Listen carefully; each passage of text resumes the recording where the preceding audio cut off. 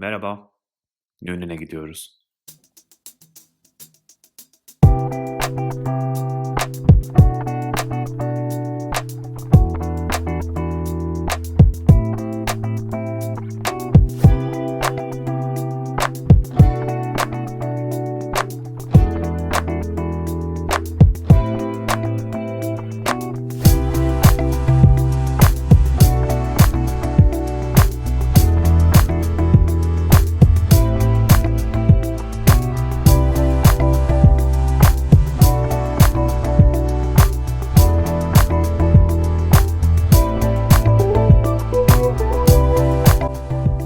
Nünen, Eindhoven'a 7,5 kilometre uzaklıkta bisikletle gitmesi oldukça kolay. Eindhoven'daki Tongerre semtini ardınızda bıraktığınız zaman zaten yavaş yavaş Nünen sınırına girmiş oluyorsunuz. Nünen sınırına girdikten sonra ise sizi hemen sağda bir su değirmeni karşılıyor. Bu su değirmeninin ismi De Watermolen van Opvetten.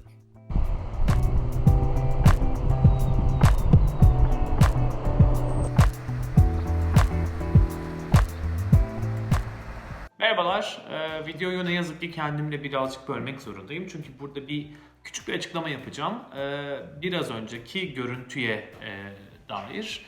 Orada bir bilgi panosu vardı ve bu bilgi panosunda Hollandaca ve İngilizce Van Gogh'un, ünlü Hollandalı ressam Van Gogh'un işte buralarda yürüdüğünü, dolandığını ve de o değirmeni de bir işine dahil ettiğini belirten bir yazı vardı. Zaten bu videonun da açıkçası çıkış sebebi Van Gogh. Çünkü kendisi bir Brabantlı bir Hollandalı. Brabant'ta Nünen'in ve Eindhoven'ın da bulunduğu eyaletin ismi. Hollanda'nın güneyinde, Belçika sınırında bir eyalet. Asıl önemli olan şey şu. 1883 ve 1885 seneleri arasında Van Gogh Nünen'de yaşamış. Babası burada bir din görevlisi olduğu için, bir papaz olduğu için buraya gelmişler ve burada yaşamışlar. O yüzden de videoda Van Gogh'a dair birçok anekdot göreceksiniz. Çiftçileri çizmiş, kiliseleri çizmiş, değirmenleri çizmiş. Bunların hepsini kendi işlerine dahil etmiş. Ve de okuduğum kadarıyla galiba Eindhoven'a da sık sık geliyormuş. Çünkü bütün alacağı boya için ve resim için olan malzemeleri Eindhoven'dan tedarik ediyormuş. O yüzden tam videonun başında bir kilise gözüküyordu. Mesela o kiliseyi de dahil etmiş ki, yani dahil etmiş derken çizmiş ki galiba birazdan onun da sketchini, yani çizdiği versiyonunu sizinle paylaşacağım. Yani toparlarsam eğer, Nünen'in sadece Eindhoven'a yakın tatlı bir kasaba olması değil bu videonun konusu. Aynı zamanda Van Gogh Bey'in, Vincent Beylerin buraya bir miras bırakması. Benden şimdilik bu kadar. Bundan sonrası tamamen artık görüntülerden oluşuyor. Burası anlaşılacağı üzere Nünen'in merkezinde bulunan park, tam kasabanın kalbi diyebiliriz. Çevresinde restoranlar ve kafeler var.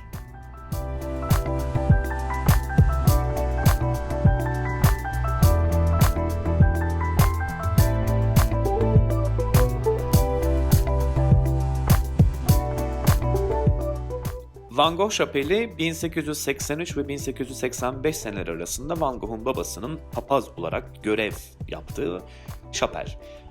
Biraz önce gördüğünüz meydandaki parktan yürüyerek 5 dakika uzaklıkta, ulaşması oldukça kolay ve başka bir özelliği de Van Gogh'un bu şapeli resmetmiş olması.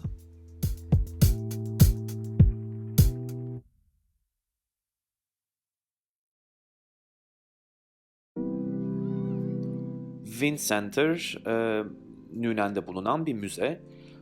1883 ve 85 seneleri arasında Van Gogh'un yaşadığı Nünen'e sizi götürmeyi vaat eden bir müze. Ben bulunmadım. Şu aralar zaten Covid dolayısıyla, salgın dolayısıyla kapalı. Ancak vitrininde böyle talihsiz şeyler görebiliyorsunuz. Bir takım Van Gogh eserlerinin olduğu maskeler falan. Can sıkıcı durumlar. Bunun yanı sıra sanatçının burada 2 sene yaşamış olduğunu size hatırlatan sanırım yüzlerce ibare var. Bunlardan birkaçını göreceksiniz zaten şimdi.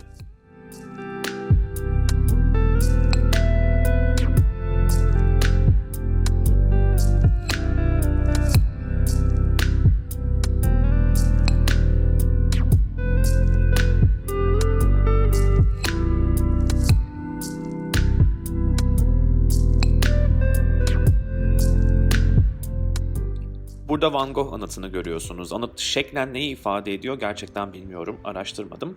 Ancak o kocaman taşın üstüne konulduğu sabit diskte 1883 ve 85 seneler arasında burada yaşadığı yazıyor. Kasabanın kuzeyinde bitiş sınırına çok yakın bir yerde çok güzel bir park var. Parkın ismi Baron van Hardenbroek Park. Ve bu parkta dolandığınız zaman bir değirmen görüyorsunuz. Bu değirmen su değirmeni değil, bir yer değirmeni. Ve ben aslında bu değirmeni başka bir videoda, Lieshout videosunda rotamın üstünde olduğu için o zaman da göstermiştim. Ama tabii ki bu videoya, Nünen videosunu da ekledim. Çünkü birazdan yakınına gideceğim. Ve hatta ondan sonra Van Gogh'un yine çizimlerinde var olmuş hallerini de göreceksiniz.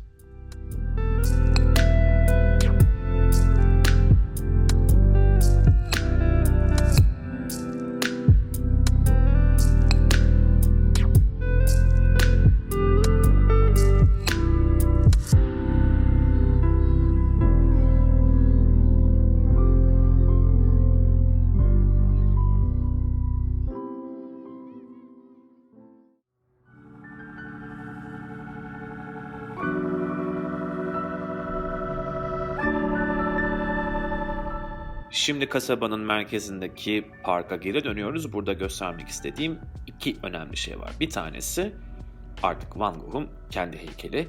Yani adamın buradaki mirasıyla ilgili bu kadar çok şey varken kendisinin heykelini koymamak olmazdı. O yüzden parkın kuzey ucunda heykeli görebilirsiniz. Şimdi başka bir heykel var karşımızda. Bu Van Gogh'un Potato Eaters isimli eserinin heykelleştirilmiş versiyonu. Nünen'de tamamlamış bu eserini ve en iyi ilk işlerinden biri olarak bilindiği için de heykel versiyonunu tabii ki kasabanın meydanına koymuşlar. Artık güneş batıyor ve ben yavaş yavaş Eindhoven'a geri dönüyorum. Dönüş yolunda videonun başında gördüğümüz su değirmenini tekrar bu sefer gün batımı ışıklarıyla göreceğiz ve ekstra olarak da Van Gogh'un çizdiği haliyle göreceğiz.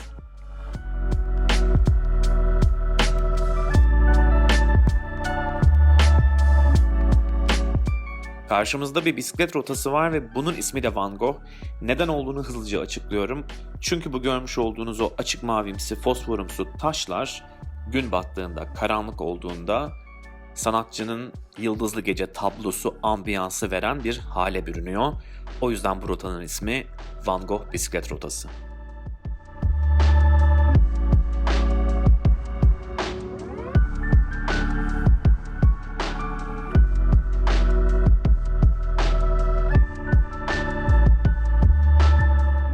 Ben de bu rotayı kullanarak artık Eindhoven'a geri dönüyorum ve bu videoya artık son veriyorum.